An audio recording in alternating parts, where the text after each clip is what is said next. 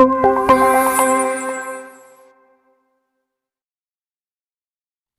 परमेश्वर कहता है कि मैंने तुम्हारे सामने जीवन रखा है, मैंने तुम्हारे सामने मृत्यु को रखा है, मैंने तुम्हारे सामने आशीष को रखा है, मैंने तुम्हारे सामने श्राप को भी रखा है। वहां पर परमेश्वर कहता है कि आपका डिसीजन है कि आपको क्या चुनना है। पर इसके बाद परमेश्वर भी कहता है मेरा डिसीजन है कि तुम जीवन को चुनो, आशीष को चुनो। हालेलुया। परमेश्वर ने अपने लोगों को उनके डिसीजन पर छोड़ दिया कि आप अपने डिसीजंस को ले सकते हैं अपनी लाइफ में, पर परमेश्वर ने बिल्कुल ही उनको उनके इंटेंशंस पर छोड़ नहीं दिया। हालेलुया। समझ पा रहे? अगर हम कहें इस वचन के अनुसार प्रभु हम आशीष चाहते हैं या हम जीवन चाहते हैं और हमारे काम जो है हम उसके उल्ट दिखाए, तो ये आपके डिसीजंस है। समझ रहे कि नहीं? पर अगर हम इसी वचन को लेकर अपने इंटेंशंस को क्लियर कर ले, यानी अपने अंदरूनी जो आपके विचार हैं जीवन चलने के, अगर उसको हम बदल ले तो हम पूरा पूरा परमेश्वर के वचन पर खड़े उतर सकते हैं। हालेलुया। ये पुराने नियम की बात है। नए नियम में भी परमेश्वर एक वचन कहता है हर एक वह व्यक्ति जो हे प्रभु करता है वह स्वर्ग राज में प्रवेश नहीं करने पाएगा। सिर्फ वही करेगा जो परमेश्वर की इच्छा पर चलता है। हालेलुया। जो परमेश्वर की इच्छा पर चलता। परमेश्वर की इच्छा और इंसान के इंटेंशंस दोनों अलग चीजें हैं। अगर मैं कहूं मेरे इंटेंशंस मैं जानता हूं ये गलत नहीं है, पर वो चीजें वचन के खिलाफ होती हुई दिखाई दे, इसका मतलब वो आपके इंटेंशंस जो है वह आपके उस विवेक से निकले हैं जो तीरों से भेदा गया है। समझ रहे कि नहीं? आपके इंटेंशंस उस मन से निकले हैं जिस मन के बारे में बाइबल कहती है कि वो रोगी है और हमें एक नए मन की जरूरत है।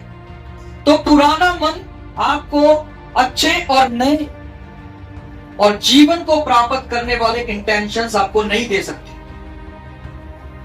पर नया मन जो है वो आपको नए इंटेंशंस के साथ मिलता है कि आपको परमेश्वर की इच्छा के अनुसार कैसा चलना है। इसीलिए यीशु मसीह को यह चीज बोलना पड़ा। कहता है उस दिन बहुत सारे लोग मेरे सामने खड़े होंगे और बोलेंगे प्रभु हमने तेरे नाम में ये सब काम किए, पर यीशु मसीह कहता है मैं उनसे खुलकर कह दूंगा मैं तुम्हें नहीं जानता, हे कुकर्मियों मेरे सामने से दूर हो जाओ। समझ पा रहे? वहां पर तो वो प्रभु के काम कर रहे थे, प्रभु की बातें कर रहे थे। उन्होंने कहा प्रभु हमने तेरे नाम से दुष्ट आत्माओं को निकाला। आप सोचिए अगर कोई व्यक्ति दुष्ट आत्मा निकाल रहा है तो वो पूरे अधिकार का इस्तेमाल कर रहा है। समझ गए? यीशु के नाम का इस्तेमाल कर रहा है। हमने बीमारों को चंगा किया तेरे नाम में, इसका मतलब वो पूरी अथॉरिटी को यूज कर रहा है यीशु मसीह के नाम में। वो अपना जीवन भी वैसा दिखाएगा। समझ रहे कि नहीं? और फिर भी यीशु मसीह क्या कहता है? मैं तुम्हें नहीं जानता। इसका मतलब क्या? कि उनका जीवन जीने का तरीका कुछ और था, उनके इंटेंशंस कुछ और थे। और इसीलिए कलाम क्या कहता है? लोगों के होंठ जो है मेरा आदर करते हैं, परंतु इनके मन क्या है, मुझसे दूर है। आपके विचार, आपकी भावनाएं, एक चीज मैं आपको बताना चाहता हूं, इससे पहले कि आपकी भावनाएं आपको कैदी बना ले, आपको बंधन में डाल दे, आपको अपनी भावनाओं पर काबू करना है। सीधे शब्दों में, यानी कि इससे पहले कि आपकी भावनाएं आपको काबू करे, आपकी फीलिंग्स आपको काबू में करे, आप उनको काबू में कर लीजिए। हालेलुया। फीलिंग्स के अनुसार चलना, भावनाओं के अनुसार चलना बंधनों में चलने के समान है। यही वो बंधन है जो व्यक्ति लोगों को तोड़ने हैं, जो मसीह में है। हालेलुया। समझ रहे? यही वो इंटेंशंस हैं, यही वो विचार है, यही वो भावनाएं हैं, कल्पनाएं हैं। पौलुस कहता है, मैं हर एक उस बात को जो परमेश्वर के विरोध में उठती है, हर एक उस कल्पना को जो परमेश्वर के विरोध में उठती है, मैं उसको दबा देता हूं। तो हमें क्या करना है जी?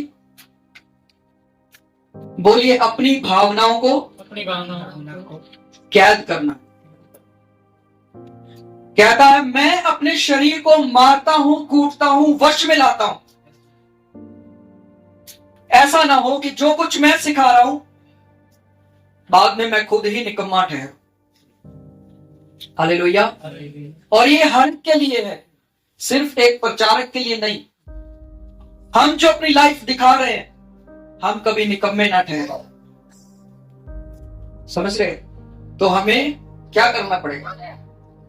अपने विचारों को मारना पड़ेगा, अपने शरीर को भी काबू में लाने के लिए उसको मारना पड़ेगा, पीटना पड़ेगा। और ये शरीर के बल के अनुसार नहीं होगा, ये आपकी आत्मा के अनुसार होगा। हालेलुया। क्योंकि पिछली बार शायद हमने इस वचन को कैरी किया था, हमारा मध्य युद्ध जो है वह लहू और मांस से नहीं है, बल्कि आत्मिक सेनाओं से है जो आकाश में है। इसलिए हमें क्या करना पड़ेगा जी? हथियारों को धारण करना पड़ेगा। अगर आप अविश्वास में ना चल के विश्वास में चलेंगे तो होगा क्या?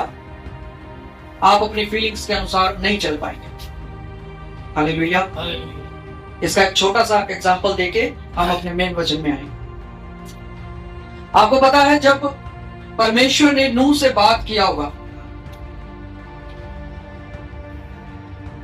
तो लिखा है वह धर्म का प्रचारक भी था उस समय का।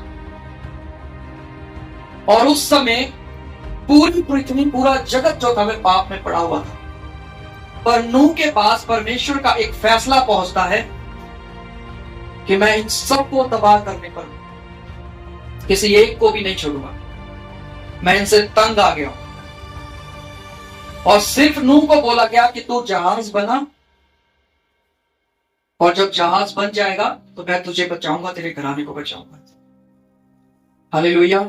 वहां पर और अलग अलग किस्म के बहुत सारे लोग हो सकते हैं, अलग अलग कबीले हो सकते हैं। हालेलुया। अलग अलग फीलिंग्स में चलने वाले लोग हो सकते हैं, अपनी भावनाओं में कैद हुए लोग, बंधनों में इधर उधर लोग घूम रहे होंगे। जब नूह बोलता होगा कि परमेश्वर की ओर से एक ऐसा दिन आएगा जब बाढ़ आएगी, बड़ी बाढ़ आएगी और सब कुछ तबाह हो जाएगा, तो लोग बोलते होंगे आज तक तो बारिश हुआ नहीं, अब तेरे बोलने से क्या बारिश हो जाएगा? समझ गए कि नहीं? वो लोग मजाक उड़ाते होंगे नूह का। पर नूह अपनी उन भावनाओं को कैद करता हुआ परमेश्वर का जहाज बनाता चला गया। और उस चीज में वो उसको लगे हुए जब काफी साल बीत गए, काफी समय बीत गया, तब वही जहाज नूह के और उसके घराने के काम आया कि वह उस बड़ी भयंकर बाढ़ से बच सके। हालेलुया। तो आज आप कैसी नाव तैयार कर रहे हैं आपके लिए, अपने खुद के लिए? आपके सामने परमेश्वर के डिसीजंस भी है, आपके सामने खुद के डिसीजंस भी है, आपके सामने परमेश्वर के इंटेंशंस भी है, आपके सामने खुद के इंटेंशंस भी है। आपके खुद के इंटेंशंस आपको उद्धार नहीं दिला सकते। हालेलुया। अगर आपके खुद के तरीके, आपके खुद की विचारधाराएं आपको उद्धार दिला सकती तो यीशु मसीह को आने की जरूरत ना होती और उसको लोगों से अलग करने की जरूरत ना होती। उसने कहा अपने आप को शुद्ध बना के रखो, पवित्र बना के रखो, पवित्रताई में चलो, ईमानदारी में चलो। ये सब रूल्स परमेश्वर आपको नहीं देता। पर मैं आपको एक अच्छी चीज बताऊं, परमेश्वर ने हमें रूल्स में बांधा नहीं। उसने कहा अगर तुम मुझसे प्रेम करते हो तो मेरी आज्ञाओं को मानोगे। उसने इन सब चीजों को एक चीज में रख दिया और वो क्या है जी? प्रेम। अगर तुम मुझसे प्रेम करते हो तो मेरी आज्ञाओं को मानोगे, जैसा मैं कहता हूं वैसा करोगे, वैसा सुनोगे, उसके अनुसार चलोगे। हालेलुया। तो परमेश्वर ने हमारे सामने जीवन, मौत, आशीष, श्राप, ये सब चीजें रखी है। सोचना विचारना हमारे अनुसार है, हमारे मन के अनुसार है।